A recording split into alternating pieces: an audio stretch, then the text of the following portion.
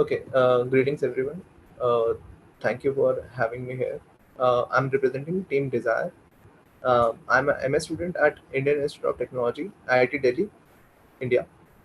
And the topic that we have taken for the hackathon is Task 3, Integrated Diagnostics. So the framework that we are presenting is a surprisingly simple framework for supervised cross-modal classification. Going ahead, the outline of the presentation is as per follows.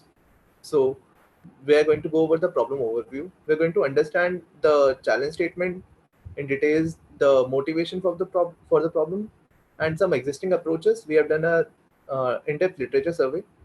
Also, we will go over the related work over which we have proposed our approach.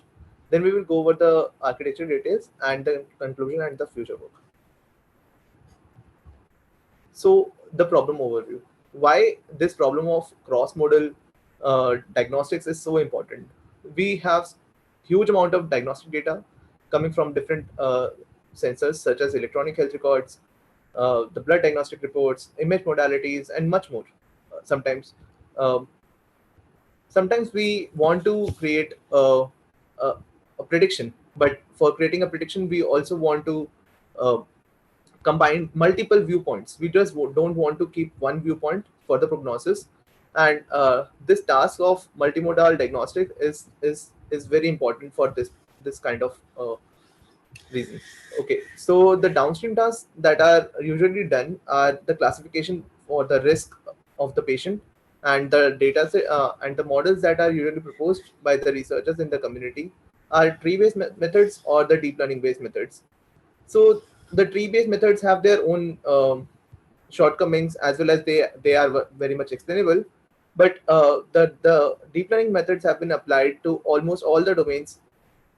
So we are going ahead with the deep learning methods for multimodal future feature fusion. Okay, and in the literature, sorry, in the literature, feature fusion has been categorized into various forms such as early, mixed, intermediate, and late feature fusion. So the problem formulation. So the for any kind of task to solve, we require to have a clear cut problem formulation. Here, the problem formulation is a classification task where we are given multiple tabular data and we want to come up with a classification label for that. Also, the challenge requirement is to determine from the time series data, we want to come up with a risk label. Also, we want to understand how this risk label has been approached. It has been commonly seen in the deep learning approaches that these deep learning models are not very explainable. But the very simple approach that we are going to present will be much more explainable, as well as will be based on deep learning approaches, and we will be contrasting it with the conventional tabular data approaches or the fusion-based approaches. The independent outcomes or the risk values are considered as independent. So we are not considering risk one associated with risk two or risk three. We are considering them as independent. Also, we can see that from the EDA that the training and the validation outcomes are almost of the similar kind, but we can clearly see that the positive samples are very few comparison to the negative samples. So, what are the common fusion-based approaches, and what is the literature for deep learning approaches? So, people take uh, these radiologists. They sit down and manually review a lot of the studies that they take, and then they train unimodal dataset models on these unimodal datasets, and then somehow they want to come up with an aggregation strategy, and they want to combine these different modalities. They are these different sensors, some coming from images, some coming from tabular data, and they want to come up with one combined strategy for one prognosis.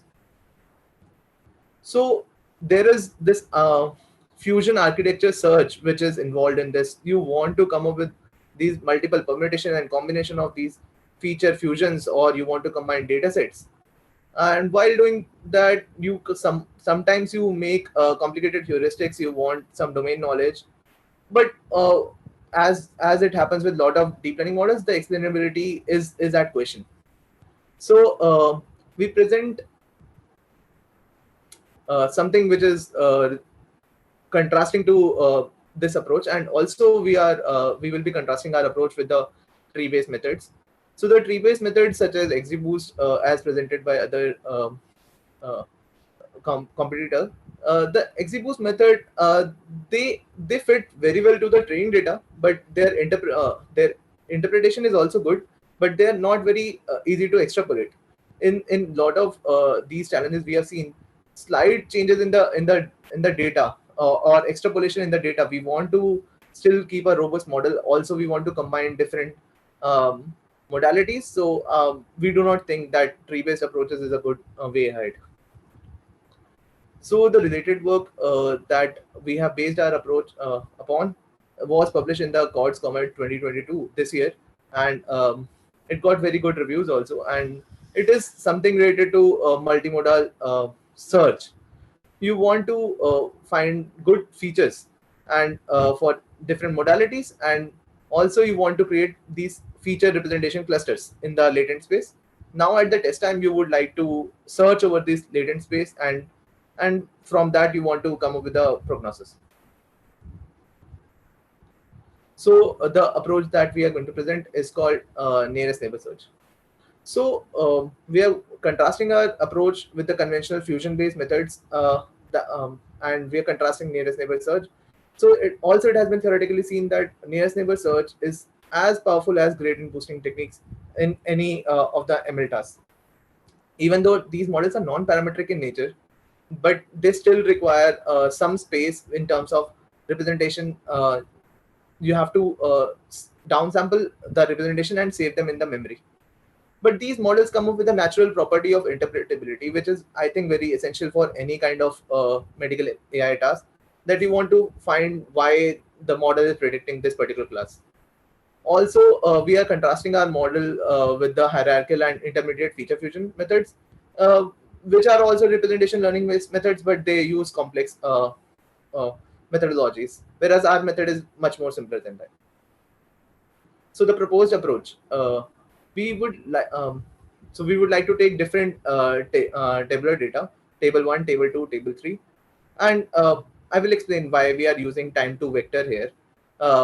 It's very essential for this kind of data set that we have been given, that you would first like to assign a time embedding to it, and then you want to pass it through a LSTM or a representation learning approach such as transformer. So you want to pass it and through a model, and you want to get a representation, and then in the second step of the training, you would like to use these representations and do something called pivot training, and also you would also include the risk labels doing this, so that you can have these nice clusters of positive and the negative samples. So these clusters will be later on used in the inference.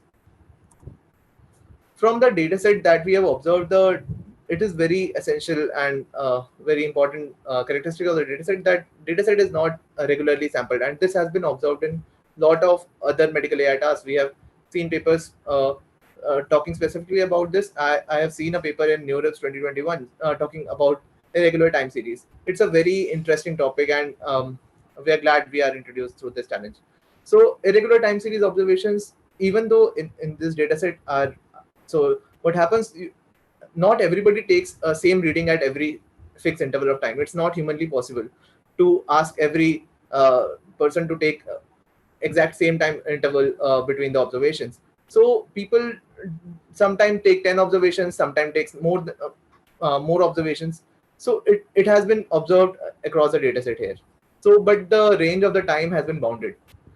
So we have thought about some imputation techniques such as minimum number of batches, some kind of statistical feature interpolation, but this is still a very interesting topic, and if we would have more time, we would have explored it further. So for the feature extraction, we are proposing LSTM autoencoder plus time to vector. So what is LSTM autoencoder? LSTM autoencoder is given a table, you would like to have a compressed encoding for that table. And how it learns, it takes a table input or a time series input and tries to recreate that time series. Also, we would like to try a transformer based method where we want to take features embedding for each of the columns or each of the time series of the columns, and we would like to combine them in the down step. So first we would go over the pivot based training, then we will go over the time to vector. So the pivot based training, here we are trying to extract features for each of the modality, be it table 1, table 2, table 3. We are extracting through different representation learning methods, and these methods F1, F2, F3, they can be self supervised so that they can fit over the data previously. And thereon, in the second step, we are having this pivot vector, which is a random vector which we choose, and it is sufficiently apart in the Euclidean space, and we are trying to reduce this latent space distance between the pivot vector and all the modalities, as well as the deep encoding of the label. So G here represents the autoencoder, which is learned over the label.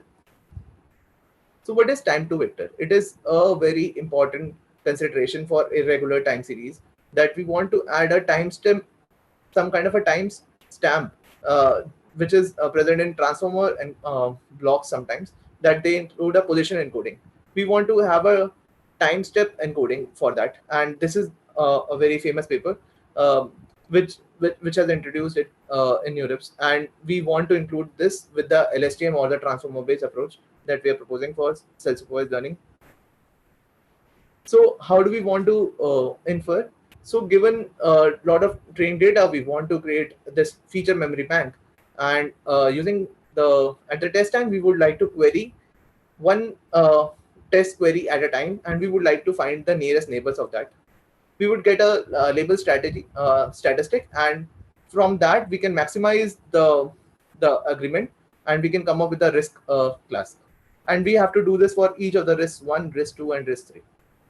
So what we are trying to do is creating 3 different subspaces of risk 1, risk 2, risk 3, and from the given data. And this risk based training has been covered already in the pivot based training. So we are trying to maximize the agreement, and also once we have the risk, for example, we have risk 1, and we take 3 tables, and for the 2 tables the risk 1 value is true, and for one table the risk 1 value is false. We would like to take the majority there, and we would like to predict this as a true. So conclusions and the future work, even though we have tried to implement this method and it's still in progress, if given more time we would have done that.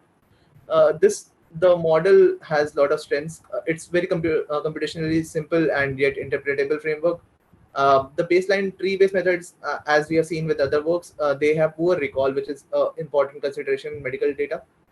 And there is no explicit prior assumption over the fusion methods, such as different fusion architecture search. And we are not also doing any complex. We're not creating any complex models here. So this is the references, and I would like to thank the organizers for having me here, and I would like to take the questions. Thank you.